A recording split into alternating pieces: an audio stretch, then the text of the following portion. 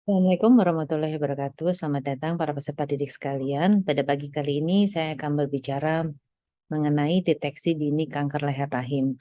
Materi ini merupakan bagian dari rancangan pengajaran program studi dokter spesialis obstetri dan ginekologi Fakultas Kedokteran Universitas Indonesia, modul T3A, submodul masalah-masalah ginekologi 1 dengan pokok bahasan lesi prekanker serviks yang akan dibagi menjadi beberapa video. Pada kesempatan kali ini, saya akan menjelaskan mengenai anatomi, histologi, dan fisiologi serviks. Ini adalah outlines yang akan saya bicarakan pada hari ini, yaitu pertama adalah membahas anatomi leher rahim, histologi leher rahim, fisiologi leher rahim, metaplasia dan sambungan squamocolumnar atau yang kita sebut namanya SSK, kemudian take home message, dan di akhir sesi pembelajaran ini akan ada pertanyaan yang harus kalian jawab. Oleh karena itu, tolong cermati dengan baik-baik pembicaraan ataupun materi yang akan disampaikan pada hari ini. Mari kita mulai dari pembahasan yang pertama, yaitu mengenai anatomi leher rahim. Seperti kita ketahui bahwa anatomi daripada uterus itu terdiri dari badan rahim dan leher rahim, 2 saluran telur dan 2 indung telur. Nah, yang disebut namanya serviks ini adalah leher rahim dengan batasan dimulai dari ostium uteri internum, canalis cervicalis sampai ostium uteri externum. Dan serviks ini adalah leher rahim atau bagian terendah dari uterus yang menonjol ke puncak vagina. Jadi sebenarnya yang bisa kita lihat hanyalah sepertiga bagian daripada serviks. Sementara 2/3 bagiannya tidak bisa kita lihat. Ketika kita melakukan pemeriksaan ataupun penilaian ataupun pengambilan sampel untuk dilakukan pemeriksaan penunjang, harus dijelaskan pada pasien bahwa yang kita nilai hanyalah daerah leher rahim atau daerah serviks, di mana sepertiga bagian yang bisa kita lihat menonjol ke puncak vagina. Tidak menjelaskan bagian daripada badan rahim, dinding dalam rahim atau yang kita sebut namanya endometrium, saluran telur, kedua ovarium. Serviks sendiri adalah bagian yang menjorok ke vagina dengan panjang rata-rata 3 cm dan lebar 2,5 cm. Permukaannya itu konveks dan elips, dibagi menjadi bibir anterior dan bibir posterior. Ya, jadi kalau kita melihat dari serviks ini ada bagian yang terbuka, itulah yang kita sebut namanya ostium uteri externum atau bukaan daripada serviks. Nah, jadi bagian ektoservik yang membuka keluar ini juga bisa menentukan diagnosis apakah pasien itu belum pernah melahirkan, bukaannya kecil dan sirkuler, atau pernah melahirkan menyerupai cerah yang lebar dan sedikit menggangga. Sementara kanalis endocervicalis itu adalah merupakan saluran yang menghubungkan ostium uteri externum dan cavum uteri. Bentuknya pipih dan lebar dapat mencapai 7-8 mm. Konfigurasinya kompleks berupa lipatan-lipatan mukosa atau plika. Nah, penegakan diagnosis di daerah ini akan menjadi sulit. Kenapa? Nanti akan kita jelaskan pada penjelasan yang lebih lanjut. Kenapa kita harus lebih berhati-hati dalam menegakkan diagnosis pada kelainan di daerah kanalis endocervicalis.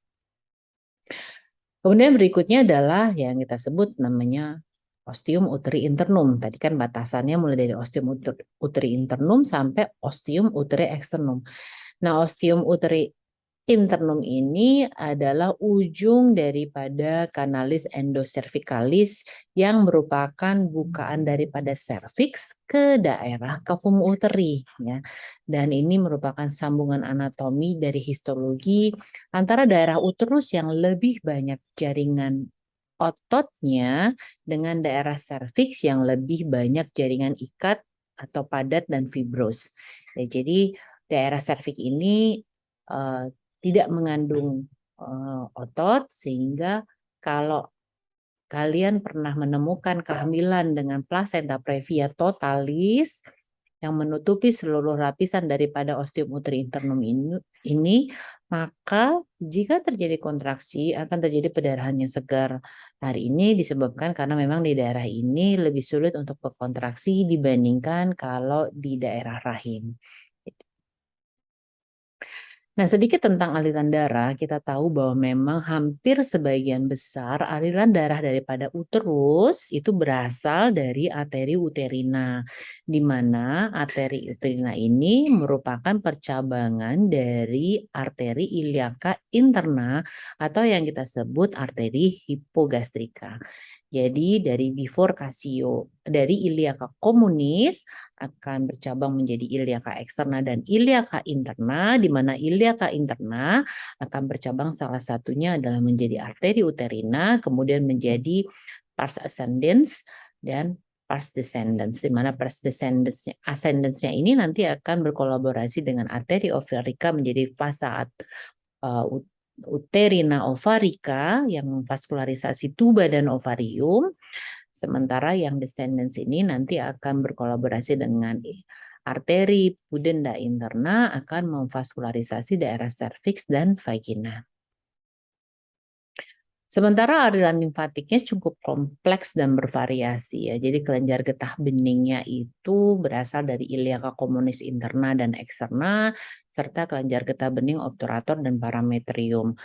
Dan rute penyebarannya ini melalui ligamentum penunjang daripada rahim yaitu ligamentum cardinale ke arah kelenjar getah bening obturator dan parametrium, sementara dari ligamentum latum akan merupakan rute penyebaran ke daerah KGB iliaka communis interna dan eksterna. Dan ini merupakan rute utama dari penyebaran kanker leher rahim selain juga hematogen tadi dari aliran pembuluh darah. Dan pada histerektomi radikal, pada kanker serviks invasif, seorang dokter kanker ginekologi akan selain mengangkat uterus dan jaringan sekitarnya ya biasanya 2 cm di depan, 2 cm di belakang, kanan dan kiri parametrium ya. Parametrium itu ada lateral, ada parametrium anterior posterior. Maka seorang dokter kanker ginekologi juga akan mengangkat kelenjar-kelenjar getah bening yang berada di sepanjang pembuluh darah iliaka communis interna eksterna obturator. Jadi tidak hanya dari parametriumnya saja, tapi sepanjang pembuluh darah itu kita akan melakukan pembersihan pengangkatan daripada kelenjar getah bening.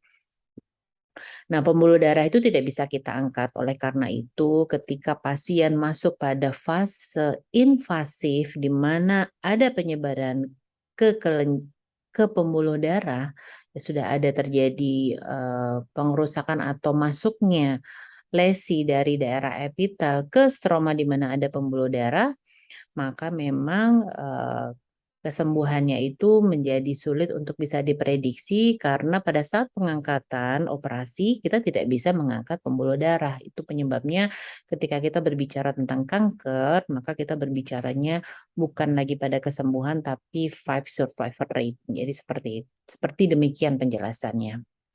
Nah, pesyarafannya sendiri adalah syaraf simpatis dan parasimpatis dari bifurkasio aorta.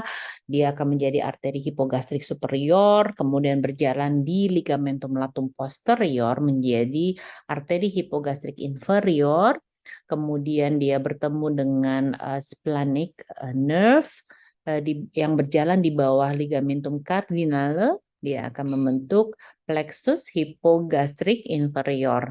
Dan nanti akan bercabang ke uterus menjadi uterine branch, ke kandung kemih akan menjadi bladder branch. Nah, daerah-daerah ini juga yang menyebabkan terutama di daerah endoservik sangat banyak vaskularisasinya akan bisa menyebabkan reaksi vasovagal dan refleks bradikardi kita melakukan suatu manipulasi di daerah endoservik. Namun di daerah ektoservik dia akan lebih sedikit vaskularisasinya sehingga pada beberapa tindakan-tindakan yang kita kerjakan seperti kita melakukan screening dengan pap smear, dengan IVA gitu ataupun kita melakukan krioterapi bisa dilakukan tanpa anestesi. Tadi kita sudah membahas tentang anatomi. Sekarang kita lanjut pada histologi daripada leher rahim. Kalau kita bicara tentang histologi leher rahim, itu pada intinya adalah terdapat 3 bagian, yaitu epitel, stroma yang dibatasi oleh membrana basalis. Kelainan apapun, jika berada di daerah epitel, maka kita bilang itu adalah lesi prekanker. Sementara kelainan sekecil apapun, kalau sudah menembus membrana basalis, masuk ke dalam stroma, maka kita sebut itu adalah suatu kelainan invasif atau keganasan. Ya, jadi memang membrana basalis ini berperannya sebagai pintu penjaga yang menentukan apakah lesi ini jinak atau ganas. Dan ini hanya bisa dilihat dengan pemeriksaan histopatologi untuk melihat susunan daripada epitel, membrana basalis, dan stroma. Kita tahu bahwa epitel daripada serviks itu ada 2, yaitu yang luar yang kita sebut namanya ektoservix, sementara yang dalam itu kita sebut namanya endoservix. Jadi ektoservix itu kalau kita lihat pada pemeriksaan inspeksi dengan menggunakan spekulum atau inspekulo, kita akan melihat bagian yang mulus dan tebal itu adalah daerah ektoservix. Kenapa dia mulus dan tebal? Karena epitel ektoservix itu terdiri dari epitel gepeng berlapis ya. Jadi squamous berlapis tidak berkeratin. Hampir sama seperti kulit tapi kulit berkeratin. Sementara serviks tidak berkeratin. Nah, lapisannya ini berlapis-lapis mulai dari basal, parabasal, intermediate, superficialis. Di mana lapisan-lapisan ini tentu saja yang paling aktif melakukan pembelahan atau mitosis adalah pada daerah lapisan basal. Ya. Sementara lapisan superficialnya itu bervariasi dari ketebalannya bergantung pada derajat stimulasi daripada estrogen. Seperti lapisan superficial ini sangat dipengaruhi sekali oleh estrogen. Untuk intermediate dan basal dipengaruhi oleh progesteron. Dan dulu sebelum orang menemukan ultrasonografi untuk menemukan ovalasi itu mereka bisa menentukan dari lendir yang banyak sel-sel yang banyak ditemukan pada lendir di daerah serviks ini atau serviks dan sepertiga bagian atas daripada vagina. Nah, jadi kalau dominan sel-sel superficialis kita tahu bahwa dia dominannya adalah estrogen, itu ada fase proliferasi. Jadi kalau banyak intermediate-nya atau lebih dominan sel-sel intermediate-nya, maka dia lebih dominan progesteron pada fase sekresi. Kalau lebih dominan basal atau parabasal, ada 2 kemungkinan apakah pasien ini memakai kontrasepsi berbasis progestin ya atau progesteron, atau memang pasien ini sudah memasuki masa menopause di mana sudah tidak ada dominasi daripada hormon estrogen lagi. Sementara epitel yang kedua yang berada di dalam itu adalah epitel endoservix itu ditutupi oleh epitel kolumnar selapis. Kalau tadi epitel gepeng berlapis, maka warnanya merah muda ya dia. Kenapa? Karena jarak dia ke stroma di mana ada pembuluh darahnya sangat jauh, maka dia warnanya lebih ke arah pink. Sementara dari endoservix ini adalah epitel toraks selapis. Kita lihat dia cuma 1 lapis, ke stromanya lebih dekat, ke pembuluh darahnya lebih dekat. Jadi biasanya pada inspeksi kita akan melihat warnanya lebih merah gitu ya. Nah, epitel kolumnar selapis ini dia akan terdapat sel-sel goblet yang akan mensekresikan musin. Nah, sebenarnya kelenjar ini bukanlah kelenjar sebenarnya ya. Nah, daerah toraks lapis ini khususnya dia merupakan lipatan-lipatan yang mengarah ke dalam sejumlah kolateral yang kita sebut namanya kripta-kripta. Kita lihat di sini. Oleh karena itu, seperti yang sudah saya jelaskan sebelumnya, penegakan diagnosis di daerah ini menjadi lebih susah. Kita bayangkan kita melakukan scrap di daerah permukaan daripada epitel, sementara kelainannya adalah di dasar daripada kripta. Oleh karena itu, jika mendapatkan hasil pap smear dengan keterlibatan kelenjar, maka sebaiknya berhati-hatilah untuk melakukan analisa lebih dalam atau penegakan diagnosis lebih lanjut apakah ada kelainan di daerah kanalis endocervicalis ini untuk mempertajam diagnosis kita.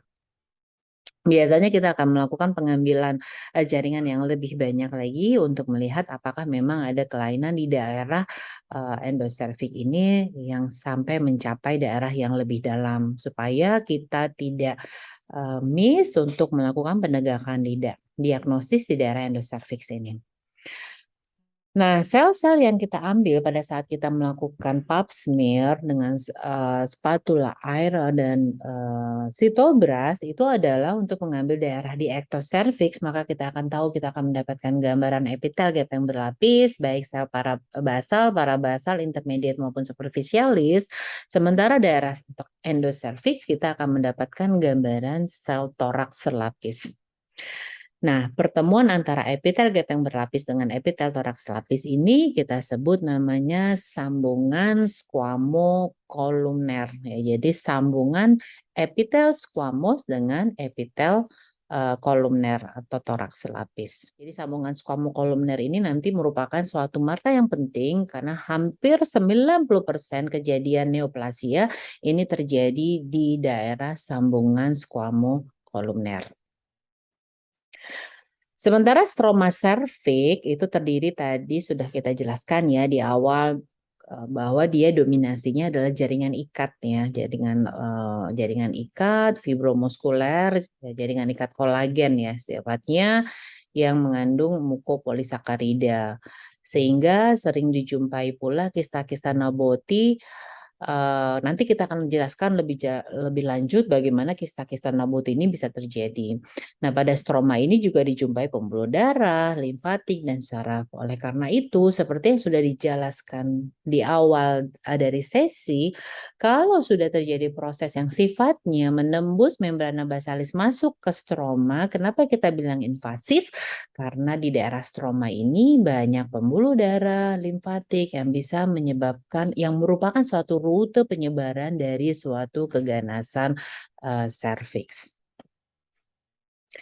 Nah, sambungan squamocolumnar sendiri yang tadi sudah dijelaskan merupakan perbatasan epitel squamous berlapis dan ectocervix yang dari ectocervix dan epitel kolumner endocervix ya. Jadi ini merupakan sambungan merupakan markas sitologi dan kolposkopi yang penting ya. Kita tahu bahwa salah satu penegakan daripada keganasan atau lesi prekanker di daerah serviks adalah menggunakan kolposkopi ya dengan screeningnya kita melakukan sitologi. Kenapa? Karena daerah ini adalah 90% kelainan neoplasia akan terjadi di daerah ini. Kenapa? Nanti kita akan jelaskan lagi lebih lanjut. Tadi kita sudah berbicara mengenai anatomi, kita sudah berbicara mengenai histologi. Nah, berikutnya kita akan bicara mengenai fisiologi daripada leher rahim atau fisiologi dari serviks. Kenapa? Tentu saja dengan memahami fisiologi akan membantu kita dalam penegakan diagnosis daripada penilaian daerah leher rahim yang akan kita nilai.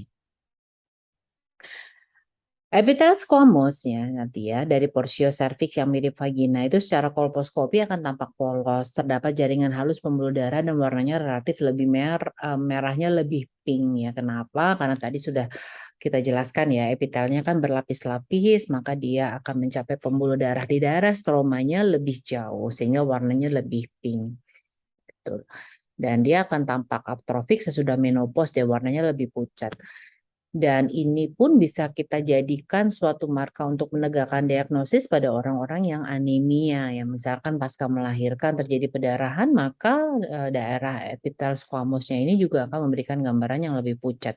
Jadi hampir sama seperti kita melihat konjuntiva gitu ya. Jadi selain tadi bisa menjelaskan apakah pasiennya ini adalah sudah pernah melahirkan atau belum, dari melihat ostium uteri eksternumnya di daerah ini juga kita bisa melihat apakah vaskularisasi di daerah tersebut mencukupi atau tidak.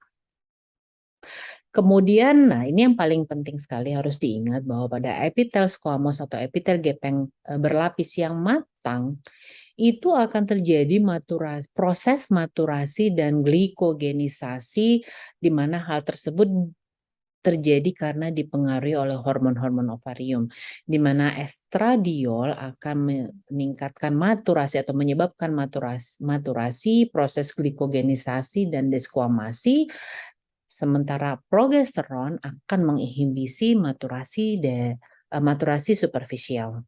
Ya, jadi pada penegakan diagnosis untuk menilai maturasi atau sel epitel gap yang berlapis yang matang atau tidak, yang normal atau sudah terjadi lesi prekanker atau tidak matang atau imatur, ya, kita bisa memberikan larutan iodin Lugol di mana pada epitel gap yang berlapis yang matang tadi kita tahu akan terjadi proses glikogenisasi, sehingga apabila kita berikan larutan Lugol, maka daerah sekitar akan menyerap larutan Lugol itu dan memberikan warna coklat. Nah, seperti kita lihat nih, coklatnya bagus sekali. Ini menunjukkan bahwa daerah epitel gap yang berlapis atau ektoservik daerah itu adalah daerah yang matang atau normal.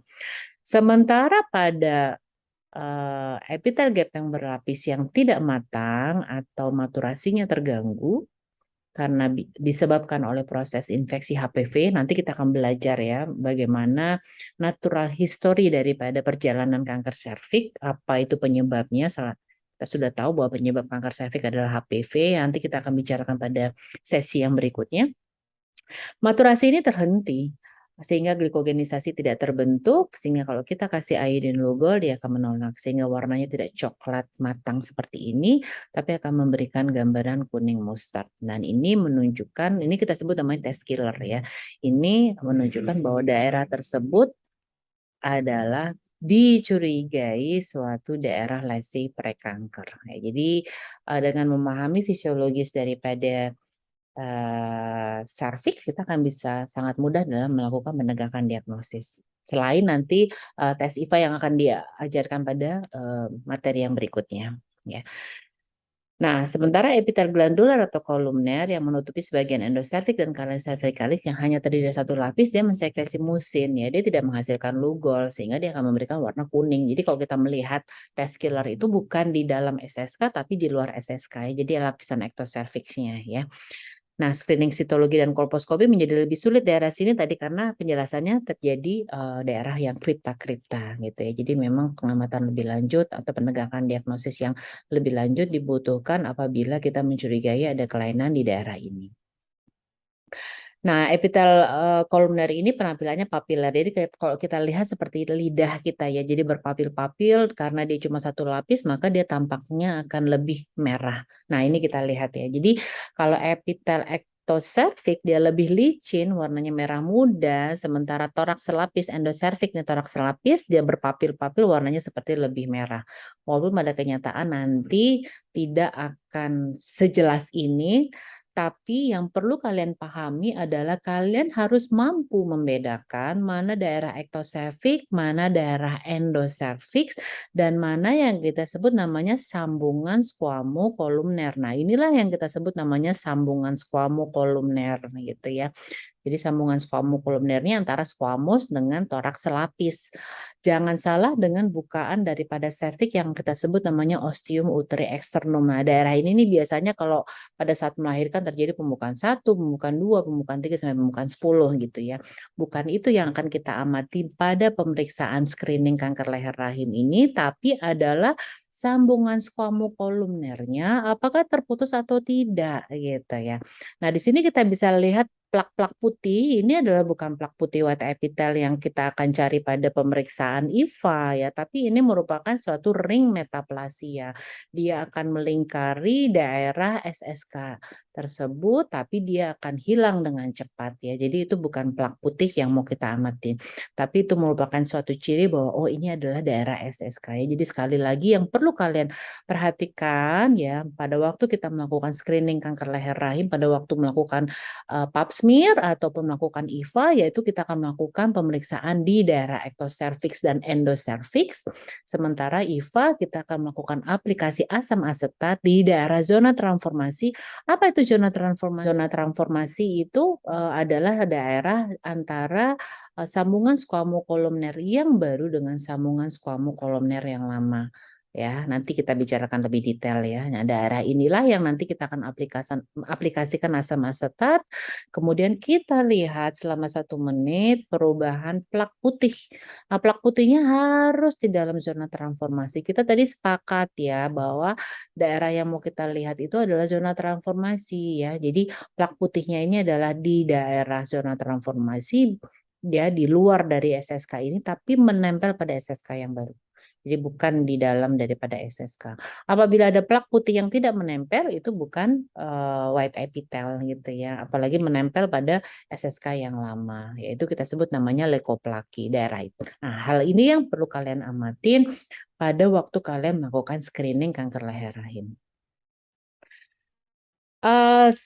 Seperti layaknya suatu makhluk hidup, ya, jadi epitel toraks lapis ini kan sangat rentan sekali karena dia cuma 1 lapis. Dia akan mudah terjadi infeksi, erosi gitu ya.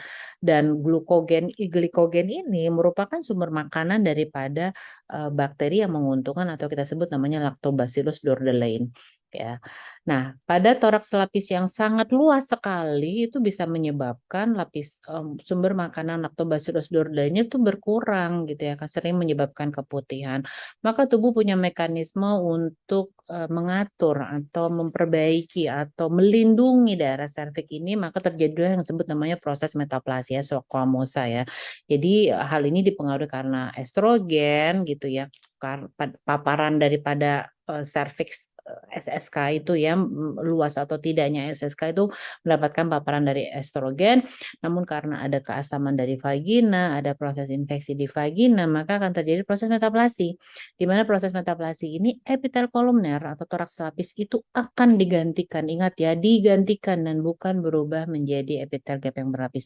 Tapi epitel kolumner ini akan digantikan oleh epitel gap yang berlapis yang lebih kuat. Nah, jadi pertama-tama mekanismenya hiperplasi reserve cell, di mana reverse cells ini berproliferasi di sekitar kelenjar toraks lapis, mengobliterasi dan menggantikannya. Kemudian proses kedua itu karena pertumbuhan ke dalam epitel squamous secara sentripetal dari epitel squamous ektoservik. Hal ini yang menyebabkan epitel kolumner itu akan digantikan oleh epitel gap yang berlapis. Jadi dia mulai menginfiltrasi dan menggantikan epitel toraks lapis yang di atasnya. Jadi mulai dari exposure dari epitel gap yang berlapis ke kolumner, kemudian terjadi proliferasi dan dari squamous metaplasia pada bagian atas daripada kolumner villi, kemudian terjadi fusion. Setelah terjadi fusion akan terjadi proliferasi dan stratifikasi dari metaplasi epitel squamous, kemudian diferensiasi dan terjadi maturasi. Nah, pada proliferasi dan metaplasi, stratification metaplasi daripada epitel squamous ini, kalau ada infeksi HPV, maka yang akan terjadi bukan sel metaplasia yang matang, tapi sel displasia yang kita sebut namanya lesi prekanker. Nanti kita akan jelaskan pada bab berikutnya pada materi natural history daripada kanker serviks ya, atau cervical cancer. Nah, ini gambaran metaplasis squamosa ya. Dia warnanya putih gitu ya, seperti jonjot-jonjot gitu ya. Jadi jangan disalahkan dengan white epithel atau plak epithel yang kalian akan nanti cari pada waktu melakukan screening kanker leher rahim dengan metode IVA gitu ya. Dan ingat ya sekali lagi bahwa epithel kolumner digantikan dan bukan berubah. Nah, sambungan squamocolumnar ini tadi ya, bahwa kapan kita bisa menemukan sambungan squamocolumnar, kalian harus bisa membedakan antara epitel gap yang berlapis dengan toraks lapis dan bukan merupakan bukaan ataupun ostium uteri externum. Nah, jadi sekali lagi kita lihat ini ya epitel gap yang berlapis. Ini asalnya mungkin dulu di sini karena terjadi proses metaplasia, maka dia akan sifatnya dinamis masuk ke kanalis cervicalis. Nah, daerah toraks lapis yang digantikan oleh epitel gap yang berlapis ini, kelenjar-kelenjarnya akan tertutup, maka akan terbentuk ovula naboti tadi seperti yang kita sudah sebutkan sebelumnya. Jadi sekali lagi ini adalah epitel gap yang berlapis, ini toraks selapis, pertemuannya itu kita sebut namanya sambungan squamocolumnar antara epitel gap yang berlapis yang lama dengan epitel gap yang berlapis yang baru, itu kita sebut namanya, mohon maaf, antara zona transformasi SSK yang lama dengan SSK yang baru, maka inilah yang kita sebut namanya zona transformasi. Pada pemeriksaan pap smear, kita akan melakukan pemeriksaan pada daerah ektoservik dan endoservik. Sementara pada pemeriksaan IVA kita akan melakukan aplikasi asam asetat di daerah zona transformasi. Kemudian kita amati 1 menit apakah ada white epithel di daerah zona transformasi. Harus menempel pada SSK yang baru. Nah, ini adalah contoh daripada ectopion cervix ya, bukan kanker cervix. Kita lihat apakah SSK-nya masih intak. Nah, kalau SSK-nya tidak intak, itu harus hati-hati ya. Mungkin ada proses invasi. Zona transformasi sendiri juga sekali lagi ini ya, antara SSK yang lama dengan SSK yang baru. Ini ada macam-macam ini ya. Sebenarnya prosesnya itu kalau waktu di dalam, karena pengaruh estrogen dari ibu, dia ada daerah ektoservik. Begitu dia lahir, karena tidak ada estrogen, dia masuk ke dalam. Nah, pada waktu pubertas, dapat pengaruh estrogen, dia akan berada di luar, kemudian mendapatkan keasaman vagina, infeksi, dia akan terjadi metaflasia, dan sesuai dengan umur makin lama makin masuk secara dinamis ke kanal cervicalis. Oleh karena itu pada orang menopause kita akan lebih susah menilai SSK-nya.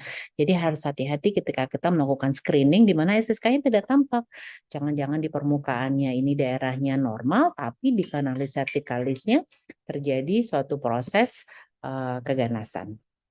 Nah, ini macam-macam tipikal zona transformasi. Tipe 1 tuh yang luas, tipe 2 yang biasa, tipe 3 itu yang masuk ke dalam. Dan ini sangat penting untuk memahami ini karena kita kalau nanti ada kalian melakukan terapi dengan cryo, maka kita harus mengukur probe-nya itu jangan sampai lesinya luas kita memakai probe-nya yang S yang kecil gitu ya. Atau ternyata lesinya kecil kita pakai yang terlalu besar. Nah, sebagai take home message-nya, pengetahuan tentang anatomi, histologi, dan fisiologi serviks, leher rahim itu penting untuk dipahamin. Kenapa? Khususnya akan membantu kita dalam melakukan pemeriksaan screening kanker leher rahim, baik IVA maupun pemeriksaan pap smear untuk pengenalan sambungan squamocolumnar dan zona transformasi yang merupakan sangat penting dalam pemeriksaan screening kanker leher rahim.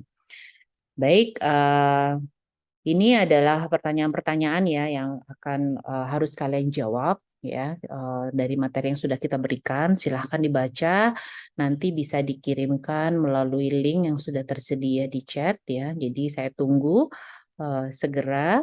Saya berikan waktu 10 menit untuk untuk menjawab. Silahkan. Di sini bisa dibaca. Dan berikutnya akan ada video lagi yang masih berkenaan dengan screening pada kanker leher rahim, yaitu tentang video perjalanan alamiah kanker serviks. Kemudian nanti akan ada pembelajaran mengenai pencegahan kanker serviks, dan kemudian ada video tentang atau materi tentang tata laksana lesi prekanker serviks. Baik, yang sudah menjawab mohon segera dikumpulkan dan silahkan dipelajari kembali materinya.